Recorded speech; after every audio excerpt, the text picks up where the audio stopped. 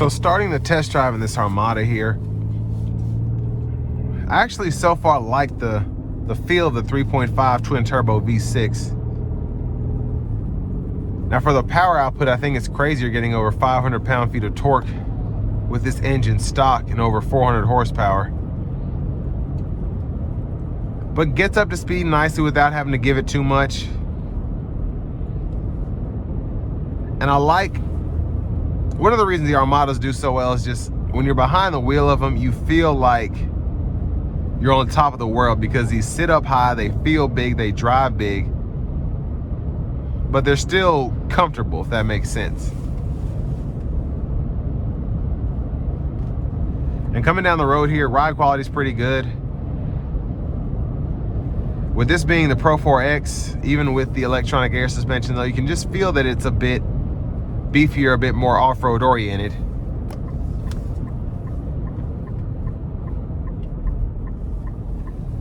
But the overall feel behind the steering wheel is really nice. It just feels like a luxury SUV. And I'd probably compare this to the outgoing Land Cruiser. The new one, maybe not so much, but that did take a downgrade. This took a downgrade on its powertrain as well as the Land Cruiser in terms of going from the bigger V8s to this one having a twin turbo V6 and then having the option of the Turbo 4 or the Turbo 4 hybrid in the Land Cruiser. But the Land Cruiser, it seemed like it slimmed down a little bit. The Armada here, not so much. It feels like it almost got bigger. And I think a lot of people, again, in this segment, this is what they want anyway. So I think Nissan did something bold there, but also going to the 3.5 V6, not like there was much choice there necessarily, but I like the engine so far just from an everyday driving perspective. Even though your fuel economy isn't necessarily good, it's still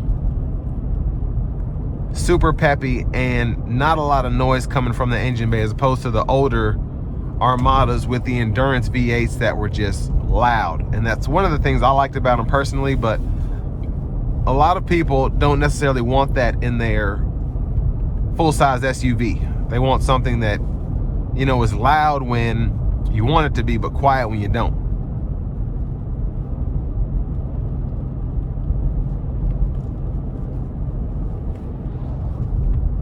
But I mean, very quiet coming down this stretch of industrial road here. I can feel the road, but again, it's not uncomfortable by any means. From the driver's seat, the seat is certainly wide enough for my wider stature. Again, comfortable, very adjustable. What I will say is for this price point, I would have expected cooled seats. Not having to pay extra for that, but it is what it is. I will say though, I find it interesting that Nissan kind of cut out the cooled seats on this particularly. If we see a Platinum or an SL or something like that, we'll see if those have cooled seats. But in this Pro-4X, I'm just surprised that for the price point, again, we don't have the cooled seats there or a sunroof. Even GM, I feel like they have, in the Premiers, you're paying this much money, you're expected to at least have the cooled seats. But honestly, again, the driving dynamics here are very nice. Very appreciative of how quiet it is, how tame it is. Just going down the road here doing 40, 45.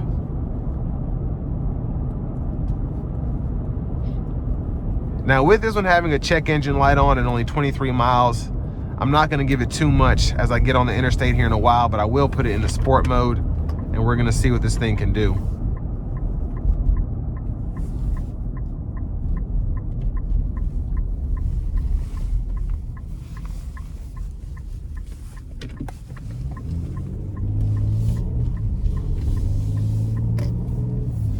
And under light throttle in the sport mode, it's still not overly aggressive, which I like.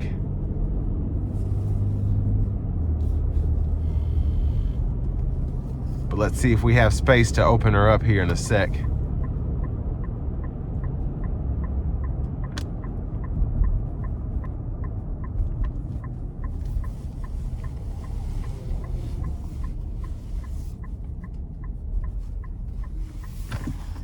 Here we go.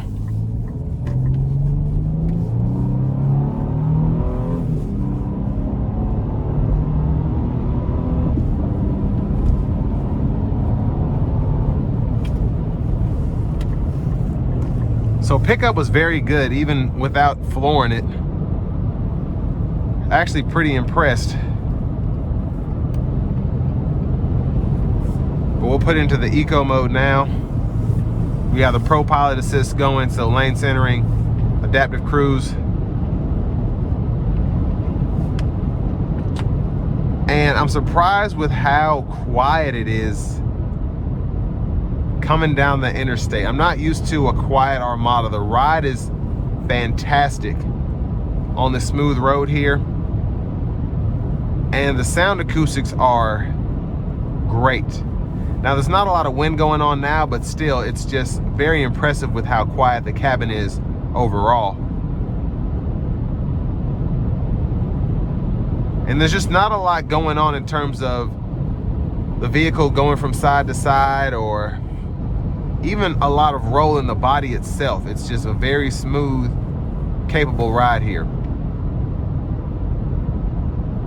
I do want to give one more thanks to John Roberts Nissan for allowing me to review this Armada today. I'll leave a link below in the description. And if you're looking to find the best price on one of these closer to home, click on that second link down below. It takes just a minute to fill out your info. I'll make sure the local dealers are fighting to get you the best price on whatever new vehicle you might be interested in. But I mean, this is a very impressive ride here. Now I have my issues with this Armada, with it having a twin turbo V6 and still being as thirsty as the EPA is saying it is. It's kind of a letdown, but this is still a boss of an SUV. It's not like it's slimmed down like the Land Cruiser. This still feels huge. It still feels big, and it's still supposed to be as capable as the outgoing model. The interior is very nice, and again, for this price point, I don't know why we don't have cooled seats, especially in a Nissan, but it is what it is. But other than that, I mean, it's a very nice SUV.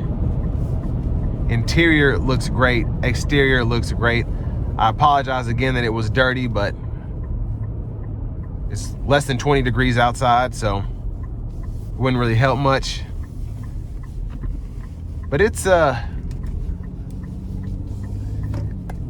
from an exterior standpoint, just in terms of the looks, the aesthetics, it looks great, feels great behind the wheel. Really have no complaints about it other than it'll be expensive to drive, but if you're looking at an Armada, you're used to that anyway. Those endurance V8s, again, very thirsty. This twin turbo V6 feels super fast, super quick, but it's also very thirsty. But I think you should check it out if you're in the market for something like this, or if you're ready to upgrade your old Armada, because it is impressive. But with all that being said, this will bring me to the end of my review of this 2025 Nissan Armada Pro 4X.